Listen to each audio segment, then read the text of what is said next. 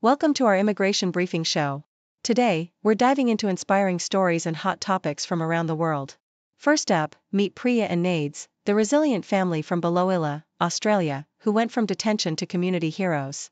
Their journey from hardship to a peaceful life, with their daughters happily attending local school, symbolizes hope and the power of community support.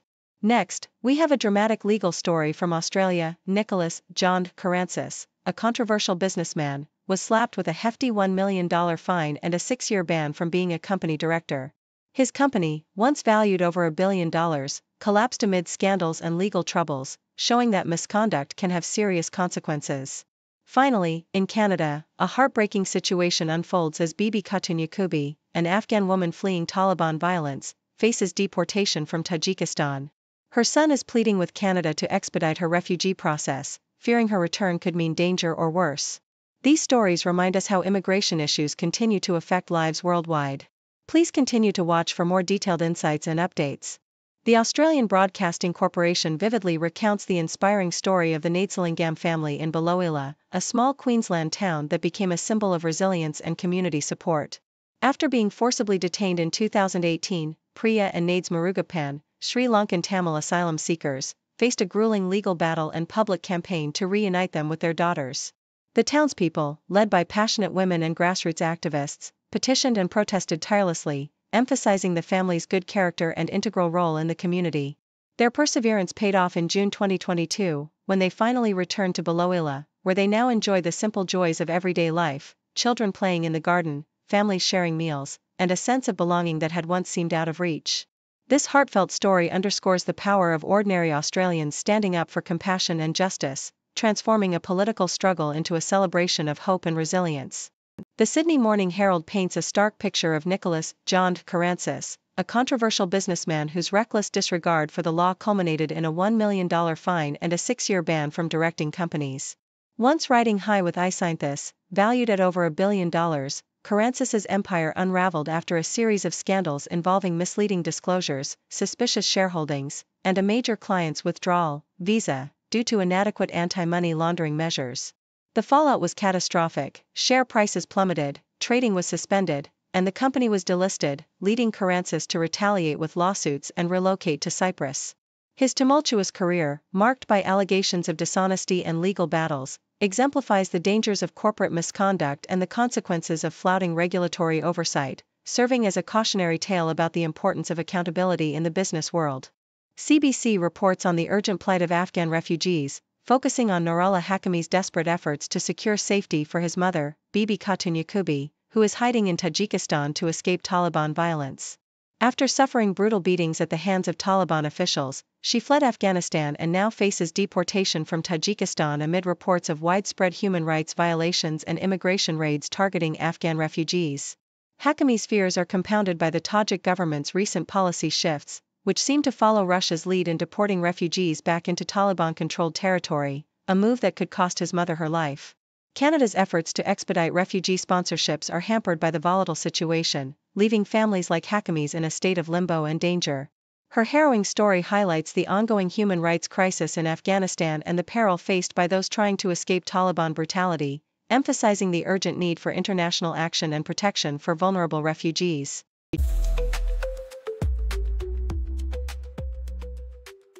The Independent reports a striking incident involving U.S. Representative Marjorie Taylor Greene, who saw her stock in Palantir Technologies soar by 142% after she invested in the company on April 8.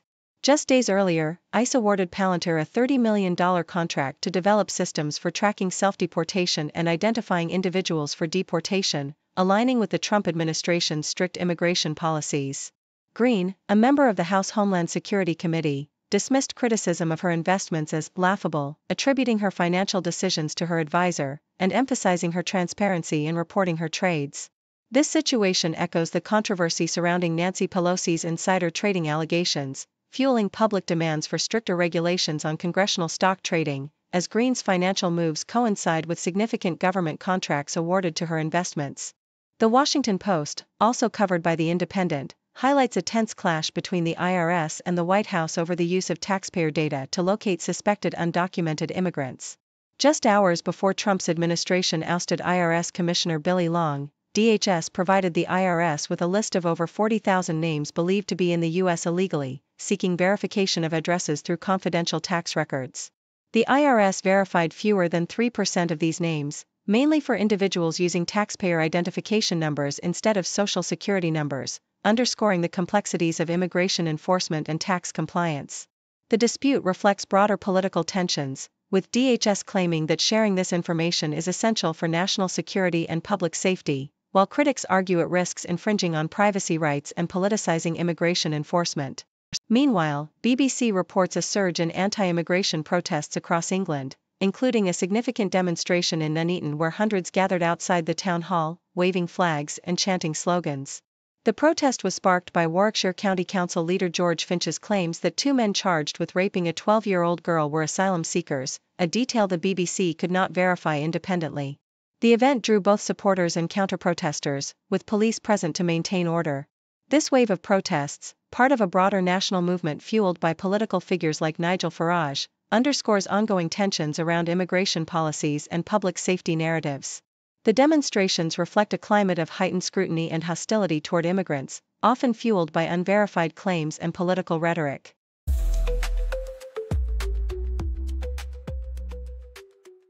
The Independent vividly captures the controversy surrounding Bill Maher's confrontation with Dr. Phil, highlighting the comedian's moral outrage over the TV personality's participation in ICE raids that split families apart.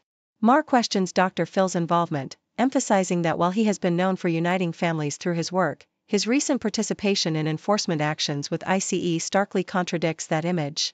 Dr. Phil defends his actions by claiming that family separation occurs during any arrest of a citizen for crimes like DUI, but Maher counters, asserting that ICE raids target vulnerable immigrant communities, often entering workplaces and homes under questionable pretenses. The show reveals that Dr. Phil's presence at ICE operations in Chicago and Los Angeles, although denied as being embedded, was documented through his camera crews, fueling the debate over the ethics of celebrity involvement in immigration enforcement.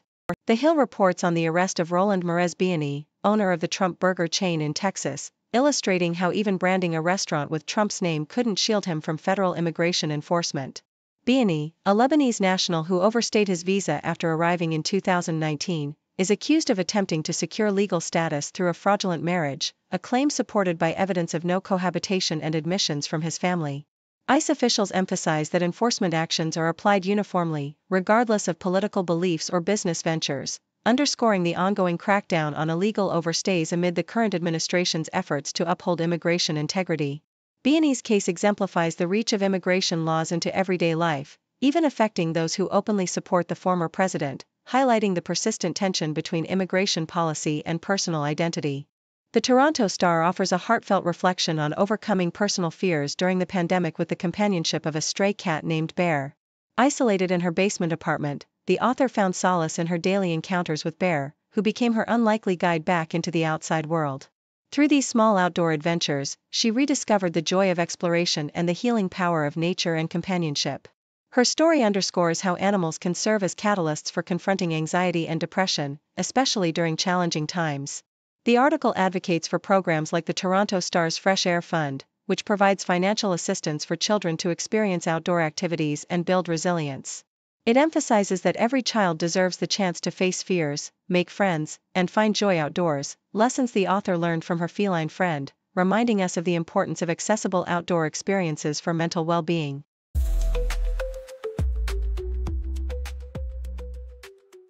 The Globe and Mail vividly captures the turbulent aftermath of Donald Trump's re-election, portraying him as a destructive force whose actions threaten global stability and democratic principles. The article recounts the author's experience in a New York bar on election night 2016, where the shock of Trump's victory was palpable. Over the subsequent years, Trump's second term has been marked by chaos, slashing foreign aid, attacking academic institutions, deporting immigrants, and dismantling climate initiatives, each move unraveling decades of international cooperation and economic progress. The piece emphasizes how Trump's reckless policies are not only damaging America's standing but are also risking the entire global financial system, with rising debts and trade wars undermining the pillars of prosperity built over generations. The narrative underscores the danger he poses to democracy itself, highlighting his refusal to accept electoral defeat, his attacks on judicial independence, and his use of presidential power for personal gain, painting a dire picture of an American republic under siege. The Independent reports on a nationwide crackdown in the UK targeting illegal employment among asylum seekers, illustrating the government's intensified efforts to enforce immigration laws amid mounting tensions over migration. Over a week, authorities detained nearly 280 individuals suspected of working without proper authorization, with many facing imminent deportation or losing their asylum support. The operation targeted sectors like the gig economy, including delivery services, where firms such as Deliveroo and Uber Eats are now increasing verification checks to prevent unauthorized work. The crackdown reflects broader political debates about border security and the perceived pull factors attracting migrants, with government officials asserting that such enforcement is vital to uphold immigration laws and national sovereignty. The article also notes the financial penalties imposed on businesses found employing illegal workers, emphasizing the UK's firm stance on immigration enforcement amidst ongoing discussions about the country's approach to migration. The Toronto Star shares a poignant and urgent story about a family caught in the fallout of Afghanistan's turbulent political landscape, focusing on the sister of a Canadian military interpreter who fears deportation and Taliban retaliation. Having fled Afghanistan in 2018 and seeking refuge in Turkey, she and her son face imminent expulsion after Turkish authorities denied them refugee status. Her brother, a Canadian citizen and former military advisor, recounts the peril her family faces if returned, citing the Taliban's history of violence against those who aided foreign forces. Despite their service to Canada, they have struggled to access social supports and navigate bureaucratic hurdles, with the family's pleas for help falling on deaf ears in Ottawa. The story underscores the systemic failures in protecting Afghan allies, exposing the human toll of political indifference and the ongoing plight of those who risked everything to support Canadian troops, now facing uncertain futures and potential deadly reprisals.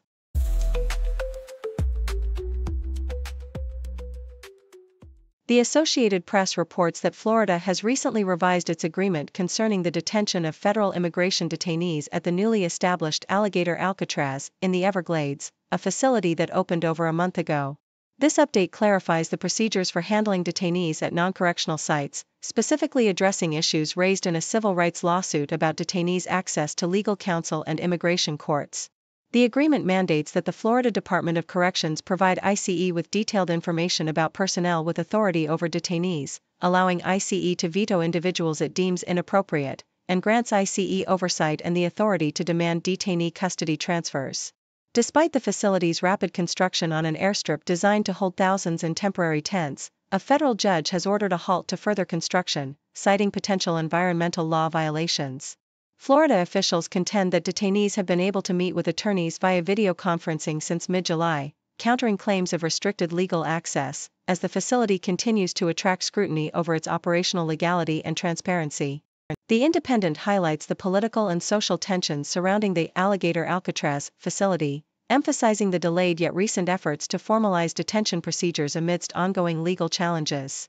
The facility's hasty setup in the wilderness, intended to hold up to 3,000 detainees, has become a focal point of controversy, with federal courts demanding clarity on which entities hold legal authority over detainees and how oversight is maintained.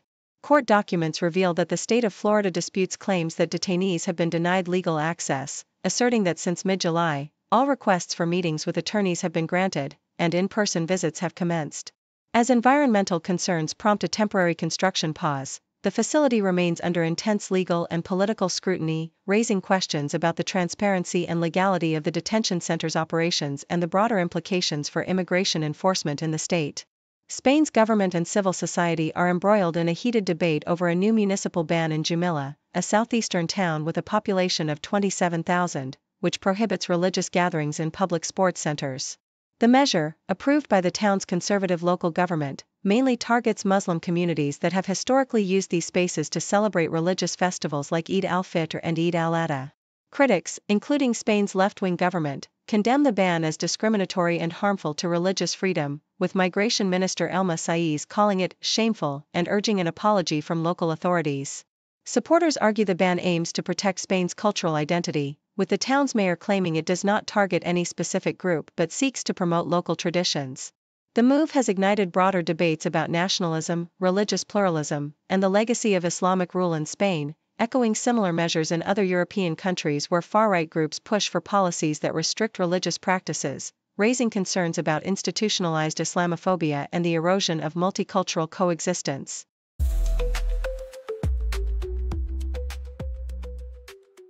Thank you for tuning in. The content above showcases the latest briefing reports and analytical synopses, thoughtfully curated by the 6Do team. These insights stem from a wide array of reputable media outlets, think tanks, government sources, and specialized experts worldwide. We encourage you to explore these sources for a comprehensive perspective.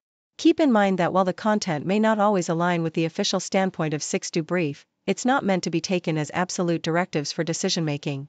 Comprising seasoned media professionals, learned scholars, and accomplished scientists, the 6Do team embodies a trailblazing, fully independent media entity.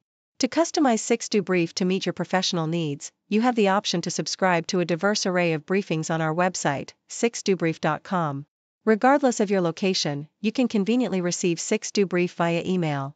Got a book so big and bright, open it and take a flight. Learn about the stars and see, everything is here for me. Flip the pages one by one, knowledge under the sun. From dinosaurs to galaxies, a world of endless mysteries. Encyclopedia, yay, facts and fun all day. From A to Z, let's see, curious minds run free. Jump into the pages deep, secrets that you want to keep. Time will fly and you will find magic lies in every line. Animals and history, science full of mystery. Gotta read and gotta know, watch our minds all start to grow. Encyclopedia, yay, facts and fun all day.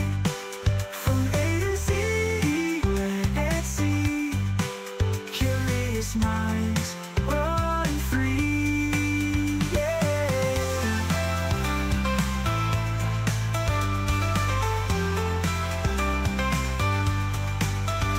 Jump into the pages deep, secrets that you want to keep. Time will fly and you will find magic lies in every line. To run free line, every line's run free.